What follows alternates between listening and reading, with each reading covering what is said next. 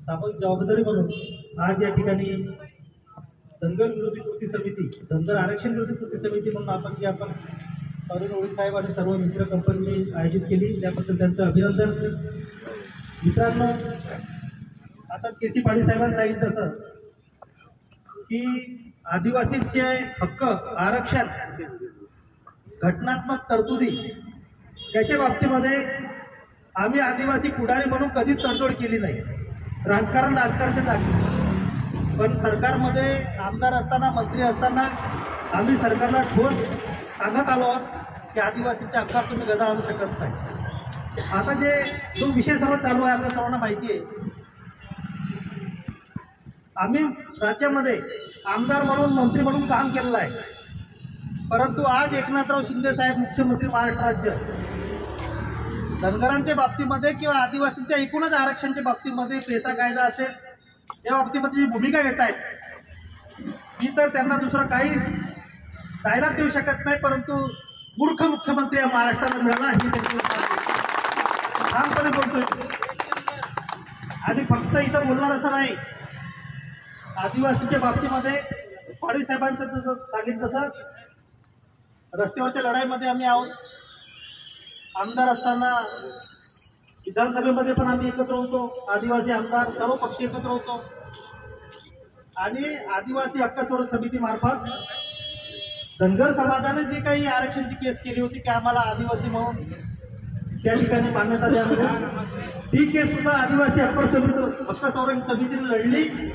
त्या समितीचा मी अध्यक्ष पद्माकरगड, तिथं आम्ही जिंकलेला कोर्टामध्ये. पण या मुख्यमंत्र्यांचे सल्लागार कोणते आम्हाला माहीत नाही. अतिशय चुकीचे सल्लागार किंवा काही करायचं आम्हाला माहिती आहे का. हे सरकार म्हणजे मुख्यमंत्री शिंदे साहेब असतील, सोबत त्यांचे दोन उपमुख्यमंत्री फडणवीस साहेब असतील किंवा अजितदादा असतील, हे सर्व जे काही सरकार आहे, एकूणच मंत्रिमंडळ, यांनी आदिवासींच्या भावनांशी खेळू नये. आदिवासींनी कधीच काही आपलं स्वतःहून मागितलेलं नाही. भारतीय राज्यघटनेमध्ये तरतूद केली. कोणते आदिवासी मोर्चा आंदोलन करत होते? आदिवासींना सवलतीच्या मिळाल्या, तो आमचा हक्क, नैसर्गिक अधिकार आहे. आदिवासींची सांस्कृतिक परंपरा, आमचे अनुवंशिक वैशिष्ट्य, इतिहास आणि या भूमीचे मालक आहोत, प्रथम नागरिक आहोत, हे जगातल्या विश्व संघटनेने मान्य केलं आहे. सर्व आपल्या 45 जमाती, त्याच्या उपजमाती म्हणून आपण 150 लोक आहोत. आपल्याला 7% आरक्षण आहे. धनगर समाज एकट्याच जातीला 3.5% आरक्षण आहे, तरी त्यांचं पोट भरत नाही. आणि म्हणून आज राजकारणात इलेक्शन येत आहे, विधानसभा येत आहे, आणि म्हणून राजकारणाचा फायदा उचलायचा, सरकारवर दबाव आणायचा, म्हणून या ठिकाणी मोर्चे आंदोलन चालू आहे. खऱ्या अर्थाने ज्या संघटना आज आंदोलन करतायत पंढरपूर, सोलापूरमध्ये, हेच लोक कोर्टामध्ये आले होते ना. कोर्टामध्ये जेव्हा आपण लढत होतो तेव्हा या लोकांची पण त्या ठिकाणी सहभाग होता. केसमध्ये ती पण एक पार्टी होती, त्यांनी त्यांची बाजू मांडली. 10 वर्ष केस चालली आणि केस आदिवासींच्या बाजूने लागली. मान्य हायकोर्टाने याच 2024 फेब्रुवारीमध्ये अरुण ओळी आपण सर्व लढलो, निकाल दिलाय ना. धनगर हे धनगड नाही, धनगड म्हणून त्यांना मी कोणत्याच प्रकारे मान्यता देऊ शकत नाही. हायकोर्टाने म्हटलं, सुप्रीम कोर्टाने तेच या ठिकाणी निर्णय कायम केला. म्हणून कोर्टामध्ये आपण जिंकलो. मित्रांनो, राजकारणाच्या पायी आदिवासीचा बळी घेण्याचं काम चालू आहे.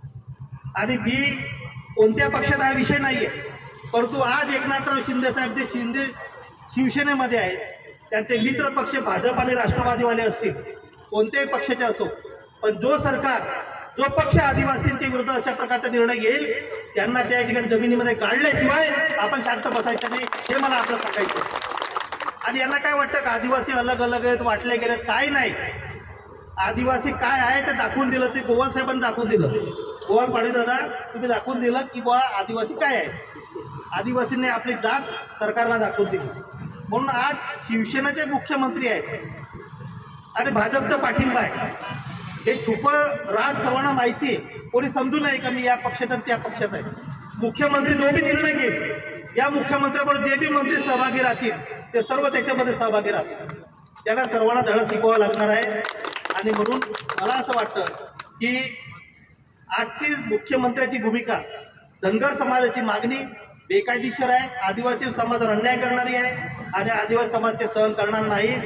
म्हणूनच मित्रांनो, आदिवासी हक्क समितीचे अध्यक्ष म्हणून आपण या धनगर कृती समिती विरुद्ध जे आपण कोर्टामध्ये केस केली होती, जी केस जिंकली होती, त्या कोर्टाचं आठवण मुख्यमंत्री महोदयांना आम्ही करून दिली.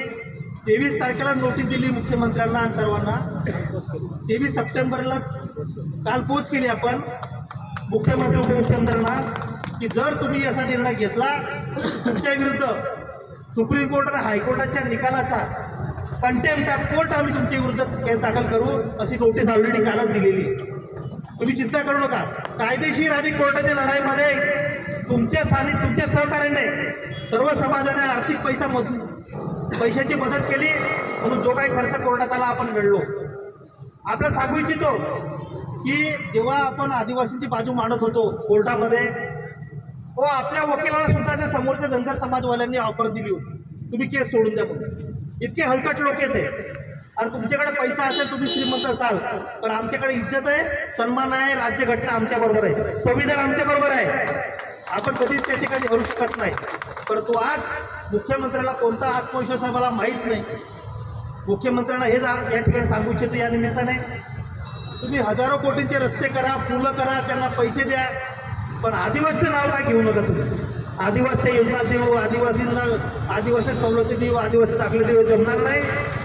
आणि मुख्यमंत्री जसं वागणार असेल, कोर्टामध्ये आपण काढूच, परंतु राजकारणात सुद्धा मध्ये मुख्यमंत्री शिंदे यांना त्याला साथ देणाऱ्या जे बी पार्ट्या असतील, जे बी पक्ष असतील, तो भाजप असेल का राष्ट्रवादी असेल, त्या प्रत्येकाला धडा शिकवल्याशिवाय आदिवासी शांत बसू नये, हा इशारा माझा एक आदिवासी कार्यकर्ता म्हणून आपल्या वतीने सरकारला देत आहे. सरकार कोर्टाची लढाई आम्ही लढतच आहोत. आपल्याकडे कंटेम्प्ट ऑफ नोटीस आहेत. या ठिकाणी राजीनामा देण्याची गरज नाही. राजीनामा देण्याची तुम्ही धमकी द्या, राजीनामा देऊ नका, लढा. आदिवासीने तुम्हाला लढण्यासाठी पाठवलेलं आहे, राजीनामा देऊन घरी बसण्यासाठी नाही.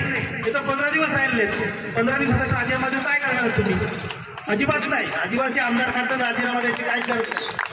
पहिल्यांदा तुम्ही सरकारला धमकी द्या, आणि जर सरकारने धनगरच्या बाबतीमध्ये काही निर्णय घेतला, आदिवासींच्या योजना देण्यासाठी काही GR काढला, तर आमदारांनी राजीनामा देण्याच्या बरोबर पेक्षा या एकनाथ शिंदे साहेब या शिवसेनेचे आणि भाजपचे कोणी उमेदवारी करू नका म्हणजे झालं. उमेदवारी करू नका म्हणजे झालं. म्हणजे आदिवासी भागामध्ये ह्या पार्ट्या चालल्या नाही पाहिजे, हे राजकारण चाललं नाही पाहिजे. आणि एकनाथ शिंदे ते इतका बेरड मुख्यमंत्री आहे, इतका नालायक मुख्यमंत्री आहे. जसं रस्ते वाटतो, फुलं वाटतो, तसे आदिवासी सवलती वाटायचे आहेत काय? GR काढायच्या वेळा अधिकार दिला याला. पण जेव्हा आपली केस चालली, तेव्हा जे मुख्यमंत्री होते ना, तेव्हा काय बाजूने मांडली? तेव्हा तुमचा ॲडव्होकेट जनरल कसा त्याचं तोंड बंद करून होता. मोठे मोठे वकील उभे होते, तर केस आदिवासी जिंकले. आणि म्हणून एकनाथ शिंदे साहेबांनी जे आश्वासन दिलं आहे, सरकारने आश्वासन दिलं धनगर समाजाला, हे अतिशय म्हणजे आपल्या समाजावर आक्रमण आणि अतिक्रमण करणार आहे. आदिवासींनी सहन करू नये, आपली एकजूट दाखवली, एकत्रपणा हीच आपली ताकद आहे, संघटनेची ताकद आहे. आपण एकत्र केस कोर्टात लढलो म्हणून जिंकलो.